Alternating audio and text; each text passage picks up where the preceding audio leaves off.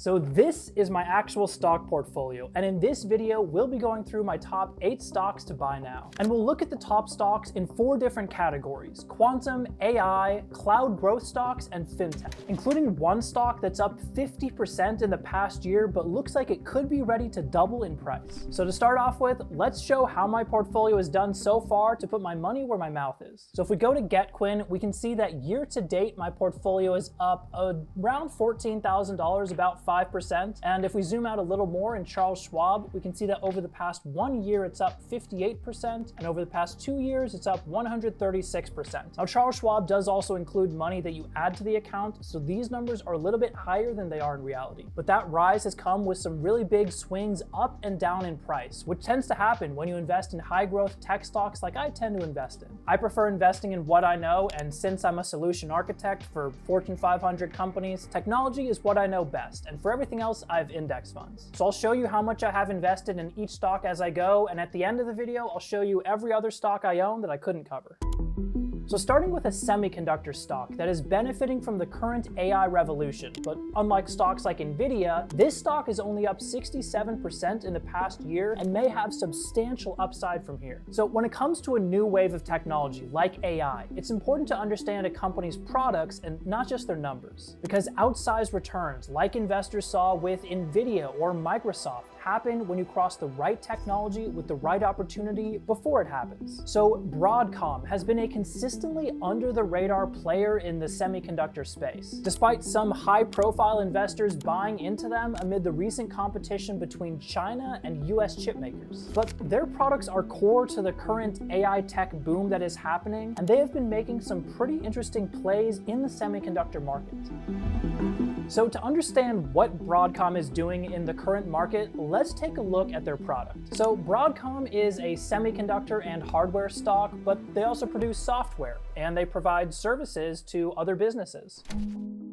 So let's use this chart to understand how Broadcom is playing in these 3 areas and how that might affect their stock price going forward, especially given the company's much cheaper price relative to companies like Nvidia. So this chart shows the waves of innovation that come with a new tech trend. This tech trend was for the mobile internet. So that whole wave kicked off with the semiconductor stocks, Qualcomm and ARM, inventing these new mobile chips. Then a few years later, you had the infrastructure wave. These were the companies like Samsung and Apple that built the physical hardware devices. And then the biggest wave came in the form of software and services when companies like Google and Amazon built on top of these mobile platforms. And today, we're seeing Broadcom play across all 3 of these areas in the next wave of innovation, which is AI. So Broadcom plays in the semiconductor space. A lot of the new metaverse chipsets from Meta are coming from Broadcom, and those new Google-designed TPUs have a lot of Broadcom technology inside of them as well. They are building the AI infrastructure that other model creators and app developers in general will run on top of, especially after their $69 billion acquisition of VMware. And then in software and services, they are very involved in the software space and they provide B2B services to other businesses. But more recently, Broadcom has gotten even more ambitious. They've turned their sights onto potentially buying up a big piece of Intel, potentially splitting them with Taiwanese TSMC, which could potentially give them control over Intel's entire chip design business. And if any company wants to become big enough to maybe someday compete with Nvidia, big moves like this might be what it takes. Now, this deal is focused on kind of splitting Intel, where the design would go to Broadcom and the physical manufacturing would go to TSMC. But if the US government isn't happy with a Taiwanese company owning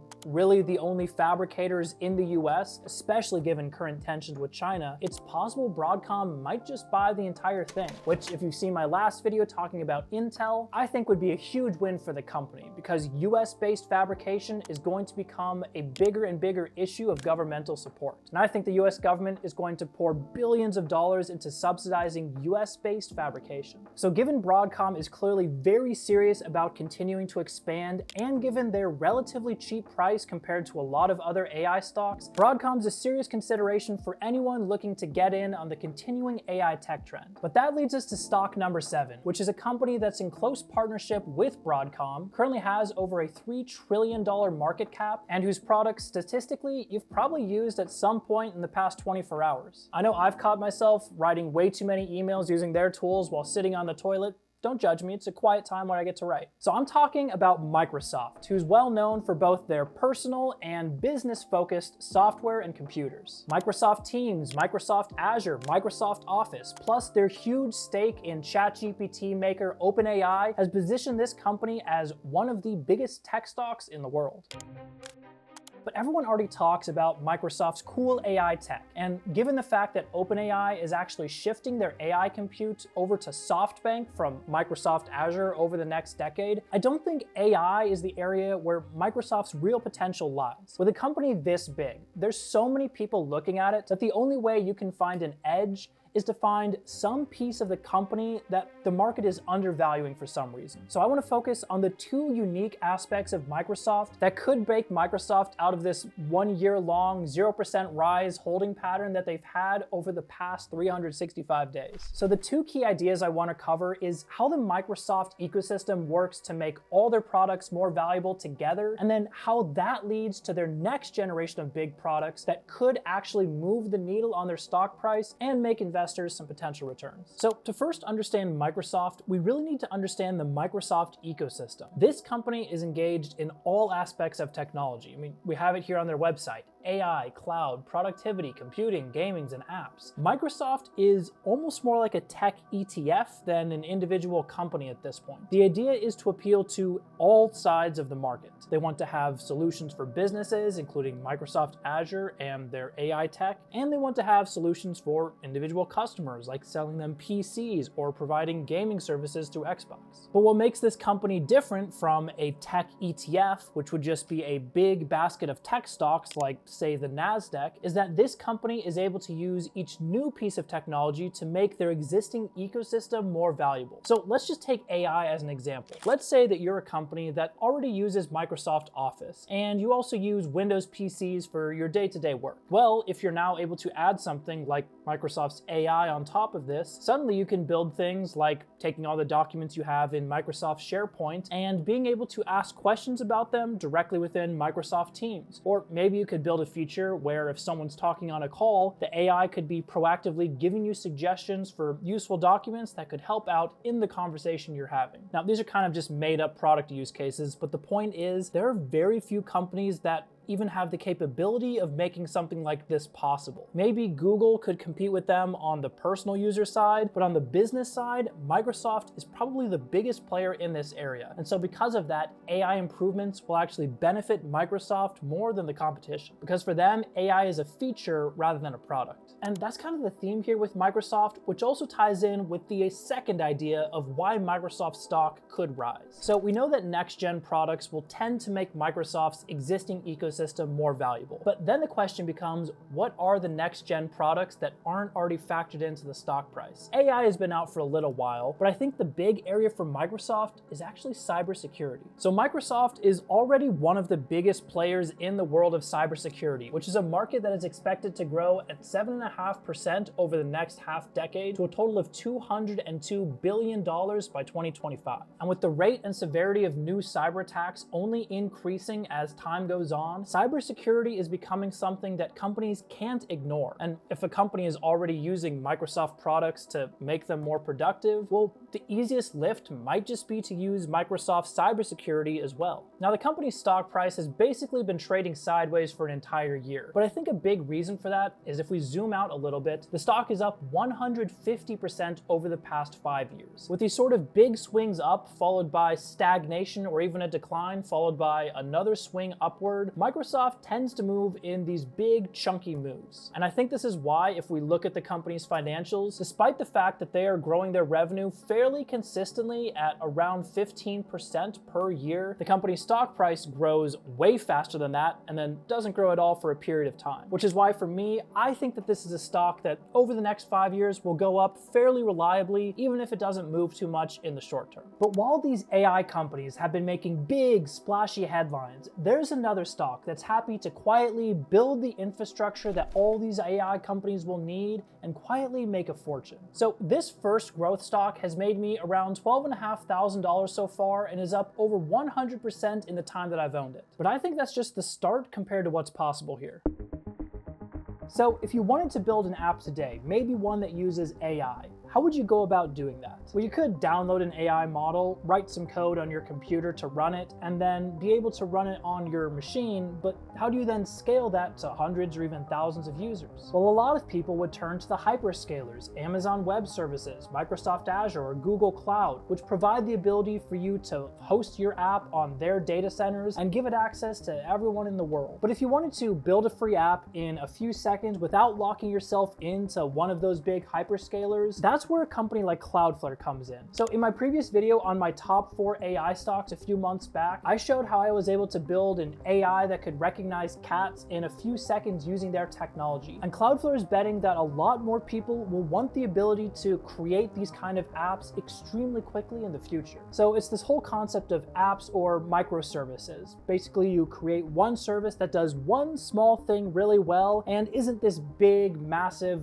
monolithic thing that tries to solve every problem. Think of the difference between a simple text messaging app and a giant communication tool like Facebook. One solves one problem very narrowly, and one tries to do everything everywhere all at once. And nowadays, especially given the growth in AI, even though most things that end in .ai don't actually do anything, like the California gold rush, the people who make the most money aren't the people actually digging for gold. It was the companies that sold the shovels to the people who were mining for gold. And that's exactly what Cloudflare is doing. They're selling the tools that make it possible for people to build applications, AI or otherwise. So let's see how Cloudflare fits into the accelerating rate of tech startups launching new apps, what their technology actually does, and why this stock that's up 50% in the past year could double over the next few years. So let's start with the technology, since that's what's going to ultimately drive the value. So if we imagine a new tech startup is kind of like driving a truck where the trailer is filled with whatever value you're trying to get to your customer. Well, if you're a small company, you're not going to build your own highways or create your own rail lines. You're going to use ones that were already created by someone else. So Cloudflare is like the company that's building the roads and infrastructure that makes it easy for you to get your value that you created to your end customer. And in this case, Cloudflare also controls all the traffic lights and traffic cops that control this infrastructure. So people used to talk about the internet as the superhighway of information, but considering this technology is really built on cobbled together pieces from the 1960s, sometimes using the public internet is more like driving on a dirt road full of potholes. But Cloudflare's goal is to make the internet itself work better, kind of like building a new superhighway that runs alongside the dirt road.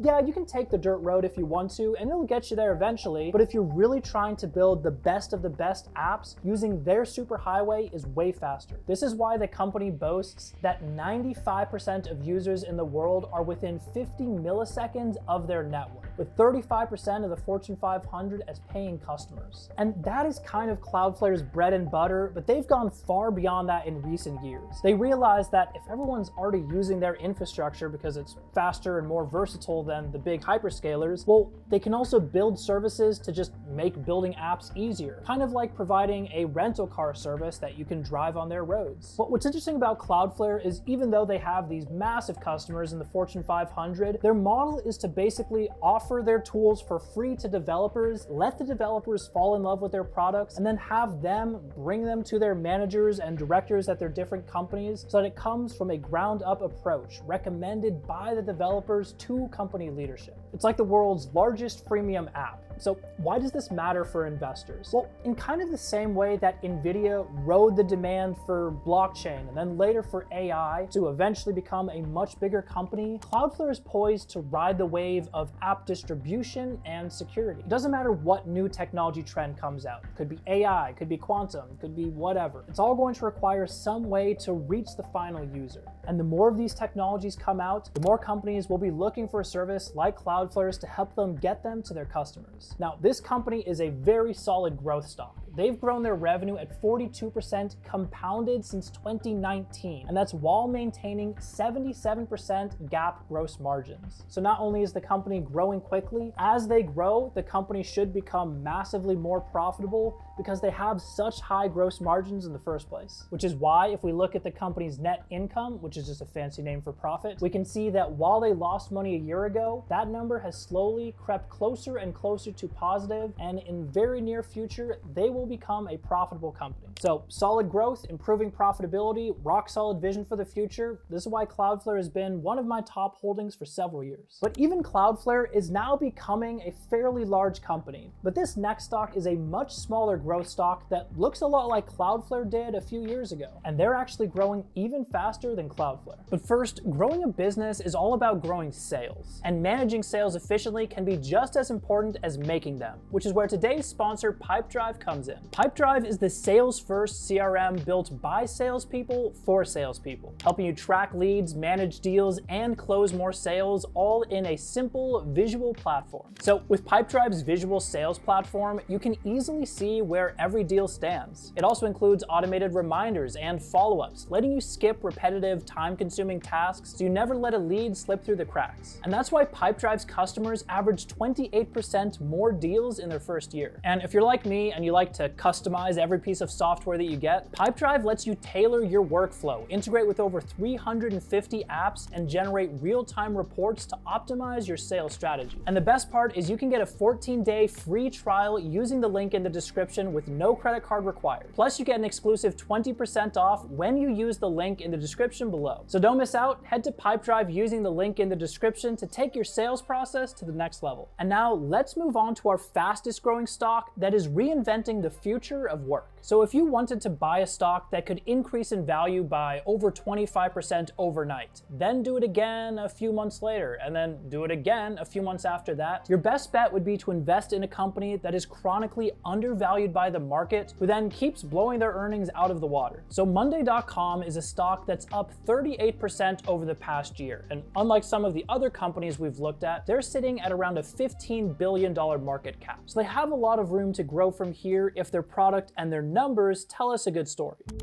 So let's go over what Monday.com's products do, how their numbers look, and then what they're doing for the future that could cause this stock to double from here. So Monday.com talks about themselves as made for work, designed to love, which, as markety as that sounds, basically their job is to make it easier to do work, which is especially important with remote working still being a major part of the economy. So whether you're a project manager trying to keep track of where a project stands, or maybe you're a software developer who needs to keep track of where their tickets are, Monday.com tries to make these as easy as possible so that you're not spending all your time managing your work and you're actually just working. The company has some pretty big customers, including Holt, that owns Caterpillar, Universal Music Group, and even Coca-Cola. And what's interesting about this stock is because they are used to make companies more efficient, companies are very unlikely to cancel their Monday.com subscription once they're signed up. Because if a product is making you money, you tend to keep paying for that product. So the best way to understand if Monday actually has a good product that can carry them far is to just look at their numbers. So I really like this chart from Main Street Data that shows the company's revenue over time. We can see how back in 2020, they were making about $32 million in revenue in a given quarter. And it has just consistently, in almost a perfectly straight line, grown quarter over quarter to their most recent revenue of $250 million in a quarter, which means they've now reached a revenue run rate of over $1 billion. And that isn't just growth at all costs. If we look at the company's numbers, they've grown their revenue 30% year over year, but they've done that with a 115% dollar-based net retention rate. When it comes to growth stocks, especially in software, this is one of the most important metrics that I look at, because it basically says for every dollar a customer spends on Monday this year, they can expect that same customer to spend $1.15 next year. This is just built-in growth that fuels the company going forward without them even needing to acquire new customers. And on top of that, the company is sitting on 89% gross margin, so they have a lot of profitability built in, and they have positive free cash flow. So if we look at the company's net income, which is basically a fancy word for profit, it's inconsistent. They make money most quarters, but some quarters they're still in the negative. But what I think is more important is if we look at their free cash flow, the company is consistently bringing in a positive amount of cash every quarter. That matters because if there's an economic downturn for whatever reason, cash becomes way more important than profit, because profit is just kind of on paper. It can be faked, it can be pulled in from the future, but cash is tangible. You can use it to reinvest in the product, to buy back shares if they drop too much, to acquire competitors. When the market is down, cash is king. And that additional cash allows Monday to invest in their future products. So Monday is really focused on avoiding becoming a super rigid off-the-shelf solution or needing companies to make super complex custom software. Instead, their Work OS platform is designed to be a platform that can act as the core work for all companies. And something that I think is pretty cool is they actually show us exactly what updates they're releasing going back way in time. If anyone's a software developer or they've worked in product launches, this is a really nice way to let your customers know what is actually happening in your company. So one of the big areas Monday has been focusing on, not surprisingly, is AI. They recently released their AI blocks feature, where the idea is you can map out some process that you have to do every day and figure out,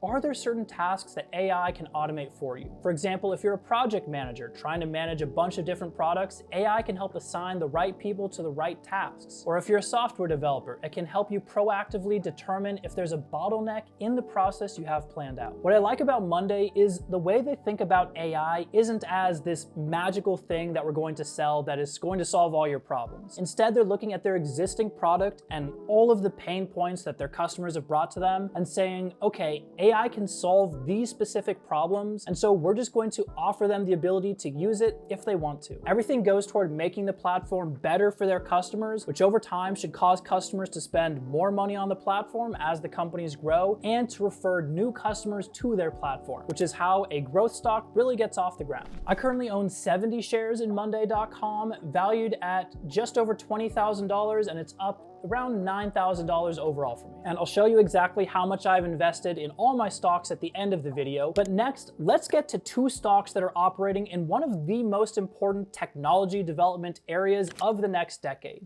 fintech. And no, I didn't name the channel after these kind of stocks. I just like finance and I like technology. But regardless, fintech is an area that has a ton of opportunities for investors. So SoFi is a stock that long-term investors love and short-term investors hate, which is kind of the goal with every stock that I own. I really don't focus on the short term, and I like to own stocks for 5 to 10 years, which is what I've been doing with SoFi. SoFi's stock price is up 68% over the past year, which is really incredible. But over the last couple months, since around December, the stock has basically traded sideways and gone down a tiny bit. So I own just under 3,000 shares in this company, which is now up well over 100% for me, up $23,000. But let me walk through the reasons that I am still highly invested in this stock and what I think could be the catalyst for this stock's growth in the future. So everything with SoFi starts with their products. SoFi is kind of like three businesses in one. You have their lending business, where they offer things like student loans and mortgages. You have their financial services, which are things like the SoFi app and SoFi credit card. And you have their technology platform, which is the technology infrastructure backbone that underlies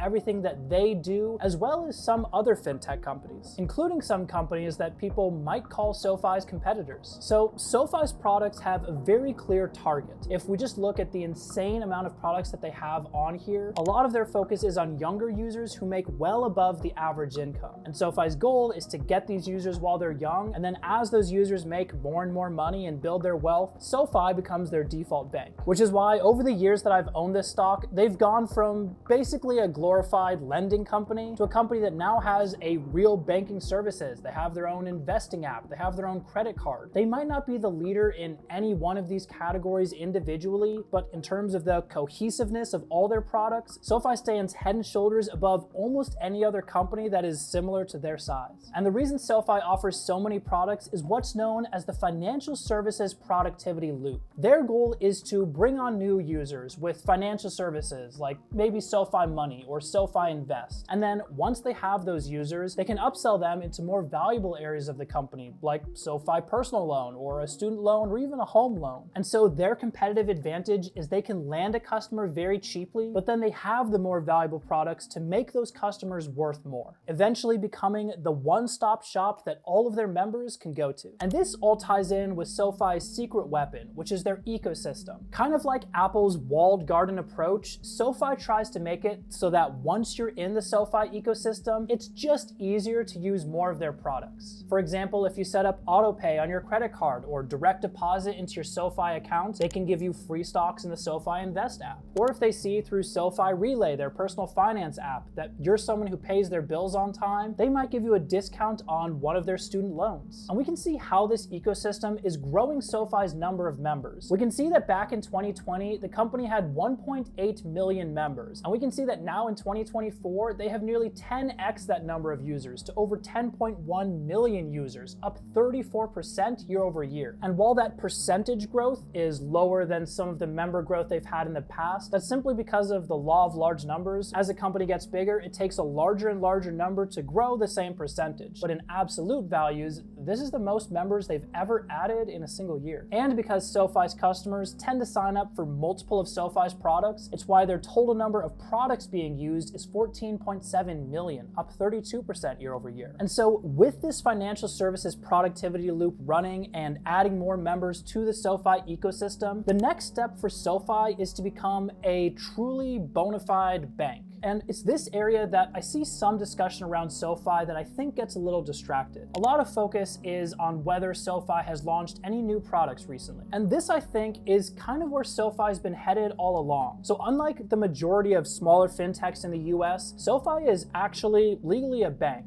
after the company purchased Golden Pacific Bank back in 2022. And banks have always been built on trust. Even if you go back hundreds of years, the biggest banks have always been the ones that people have the most confidence in. And so for SoFi, playing in the fintech area, which has a lot of small companies, then a lot of them aren't that great, their goal is to build their brand as much as possible. They've done this with big tentpole projects like launching SoFi Stadium in LA, but the biggest way they're building their brand is just to focus on what the customer actually wants. Customers don't care if you're a lending, financial services, and tech platform company all spun into one. They just want products that make their lives easier. And so as investors, as long as the company becomes more profitable over time, which we can see on Main Street data, they have finally reached profitability, and we see their number of members continue to consistently grow, it's a good sign that things are all okay with the company. Now, eventually they're going to reach a scale where their number of members can't keep increasing exponentially. And when that happens, our focus is going to be on their number of products that are growing and making sure that that number continues to grow as SoFi cross-sells each customer onto more and more products. Now, the reason at the start of this segment I said SoFi is a long-term investment and not a short-term one is because in the short term, SoFi tends to attract attention, especially after they have a big run-up like they did last year, from shorter-term investors who only want to invest for 6 months or so. But SoFi doesn't take a short-term view of their own growth or profitability. They want to get young customers now and grow with them over the next 20, 30, 40 years to become a new competitor to the legacy banks. Now, that doesn't mean we just invest in the company and forget about it for 40 years. We want to make sure that the company continues to grow, that their products don't decline in value, and that the company isn't burning a bunch of money unnecessarily on things that don't improve the customer experience. Which leads us to our next stock, which is also in the fintech industry, but where SoFi is focused on disrupting legacy banks in the US, this next stock is kind of focused on building new financial systems that didn't necessarily exist in their countries. So for this next stock, we need some background.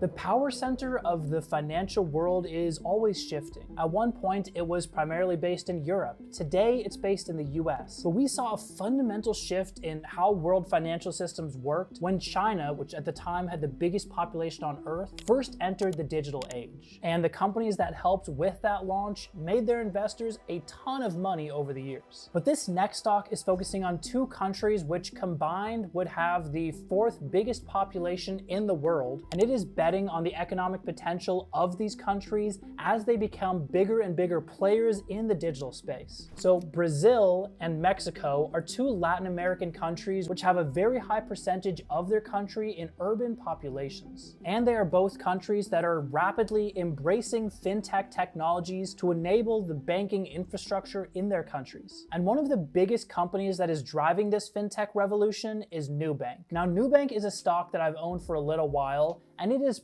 probably the most volatile stock that I have in my portfolio. We've seen their stock have jumps as high as 34% in a couple weeks, as well as massive drops as much as 35% in a month. Even in just the year to date, they've seen a 34% rise and they've seen a 20% drop in the couple months that we're into in 2025. So I want to talk about both what this company does as well as how I would play this stock as an investor, because I think you have to be a little bit careful with this one not to get caught after a dip and end up selling for a loss. So Nubank calls themselves the largest digital financial services platform in the world, but in a lot of ways, they're more of a super app. On Nubank, you can do things like manage digital payments, order groceries and deliveries, set up your cell phone service, and even book travel. These types of apps aren't as common in the United States, but they are fairly common in a lot of countries, and Nubank is one of the biggest players in Brazil. So if we go to this company's dashboard, we can actually see that their total number of customers has grown to 114 million in their most recent quarter. And remember, the entire population of Brazil is only around 200 million. And with this incredible growth that the company has seen, they've seen their profitability skyrocket and their revenue literally go through an exponential rise as it starts to level out. Back in 2020, this company made about 216 million in revenue. In their most recent quarter, they made nearly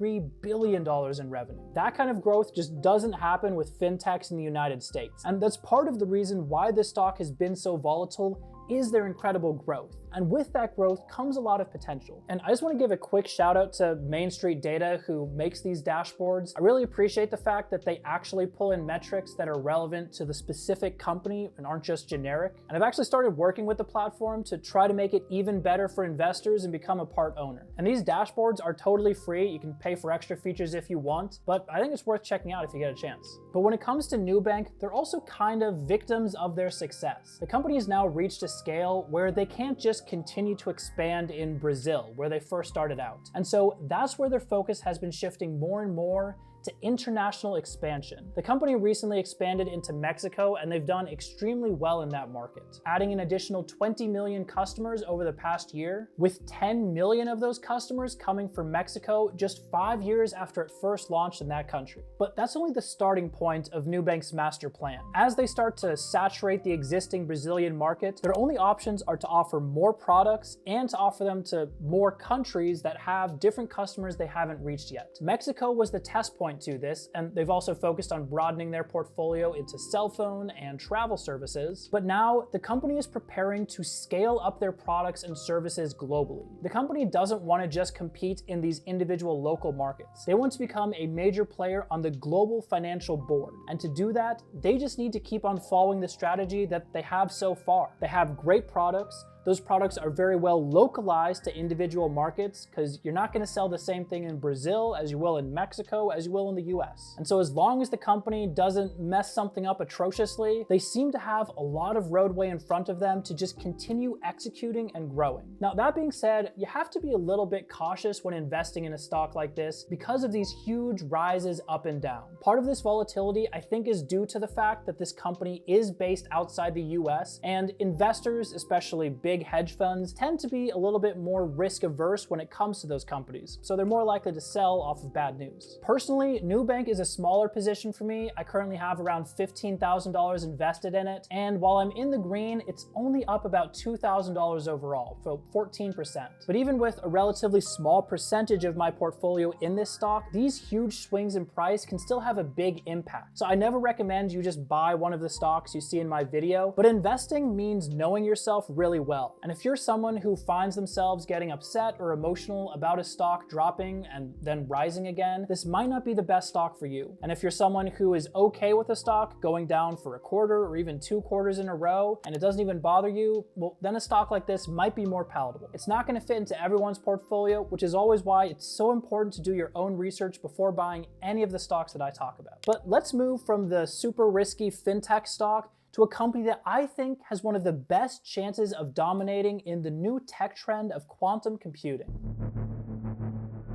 So quantum computing, it's a technology that has a lot of confusion around it currently and whether it's actually useful for anything or if it ever will be. So let's look at some of the data around this tech trend and then look at 2 stocks that are going to benefit massively from this trend. So first off, the quantum technology market is still very small. As of 2022, which is a little bit old data, but it was still under $1 billion back then. But it is expected to grow very, very quickly at a compound annual growth rate of over 22% through through 2030. And like all technologies, it's going to follow an S-curve where it grows extremely quickly at first before eventually taking off, creating trillions of dollars in value, and then eventually reaching maturity and leveling out. We are still somewhere down here before the takeoff phase. So the question on everyone's mind is, when will quantum computing have its AI moment? And I think it's still a few years in the future. But as we push the limits of what classical computing is able to do, quantum computers will start out with a couple specific use cases. The first big one is cybersecurity. We've known for a long time that a powerful enough quantum computer would be capable of hacking traditional encryption methods, basically making all data before we develop quantum-resistant algorithms open to everyone on the internet. And after that, we'll see use cases in areas like pharmaceuticals and logistics and, of course, defense. So our first quantum stock is kind of a strange company to associate with an emerging technology. IBM is one of the oldest computer companies on Earth. Their founders put together the company in the early 1900s, and for most of the 1900s, this company was one of the leaders in inventing new computer technologies. But in more recent years, IBM hasn't had the same kind of stock growth that we've seen from other technology companies. Over the past 10 years, the stock has only risen 70%, which is far below what the overall stock market has done. And in fact, if we zoom out more, the stock has had periods of basically decades where the stock hasn't increased at all because the company just hasn't been innovating. And so IBM was looking to break that trend by becoming one of the earliest big investors in quantum technology. So now that we've covered generally what quantum computing will be used for in the future, let's look at what IBM's quantum tech looks like today and what their opportunities could be in the future that could cause the stock price to rise. So IBM has actually had cloud accessible quantum computers for quite a while at this point. I've actually played around with their quantum computers in the past. And one of the big benefits that this company has is IBM does run their own cloud. It's not as big as Google Cloud or Amazon Web Services or Azure, but it does mean they have the ability to create their own hardware as well as their own software. Qiskit, I believe it's pronounced. Let me see if I actually find the pronunciation here. Qiskit. Okay. So Qiskit is basically the software library that IBM created to make it easier to interact with quantum computers. A quantum computer you can think of just like a traditional computer. You have ones and zeros, basically a switch on or a switch off. But with a quantum computer, you have something known as a qubit, which has the ability to be on, off, or both at the same time. Now, the way you can use this is by using some complicated math to run certain kinds of programs, but not every software developer wants to be an expert in quantum computing. And that's where Qiskit comes in. The software comes with a bunch of packages that make it so that you can write your code in languages you might already know, and then it does the work of translating that so a quantum computer can understand it. There's a lot of companies that are working on launching similar tools, but Qiskit is one of the most used in the world. As of late 2024, they had seen over 7 million downloads and over 600,000 users of the platform, creating more than 3 trillion quantum circuits. It's Quantum's most popular software that currently exists, and it's because IBM was so proactive in getting in on this space. IBM is also the leader in having some of the first cloud-accessible quantum computers, which means you can take out your regular laptop, log into the internet, and basically access a quantum computer on demand from your home. The company calls out on their website that they are now firmly in the era of quantum utility, meaning there are very specific problems that quantum computers can be used for today. And then the next question is going to be, how does this scale over time to become a big enough business for IBM that it moves the needle? And I actually list it all out right here. I won't go through this graphic in detail because there is a lot of detail here, but ultimately the plan is going to be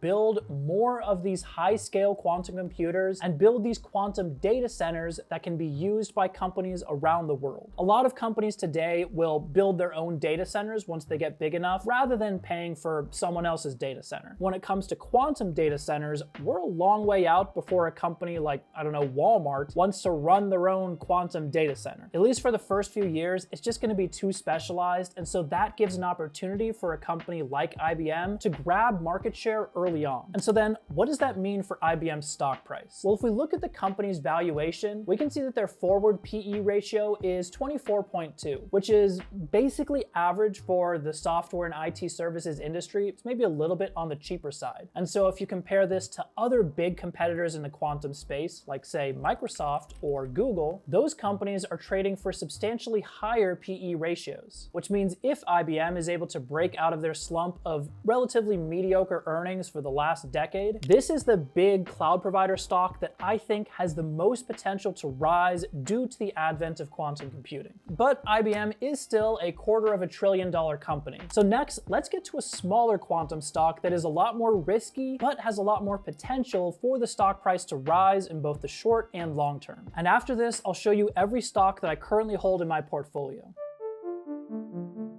So when it comes to the quantum computing market, there's kind of 3 layers to it. At the bottom, you have the physical quantum computers being built. One level above that, you have all the semiconductor work, including testing and automation. And at the top level, you have software. But it's all built on this hardware foundation of actually designing quantum computers. And it might seem strange to us today, since all computers are basically built the same way nowadays, but quantum computers are so early on that there's different designs for how you should actually build them. This next company takes a fairly unique approach to how they build quantum computers so that they can both scale in size as demands for quantum computing increase and keep them stable despite the computers becoming bigger. Because when you're dealing with quantum, everything is incredibly random and it's like trying to build a computer out of Legos while bouncing on a trampoline. So I've put a little bit of money into this stock so far and it is down off my initial buying price, but the 8th stock on our list is IonQ, and you can watch my video on the top 3 quantum stocks to get a full breakdown of that stock. And as promised, here is every stock that I currently own. And make sure to follow me on Instagram at RealFintech. I post daily content over there, including stock breakdowns and lists of how every company that I own is currently performing. And if you like these stock breakdowns, make sure to watch this video next for a deep dive on the top 3 quantum stocks to buy now.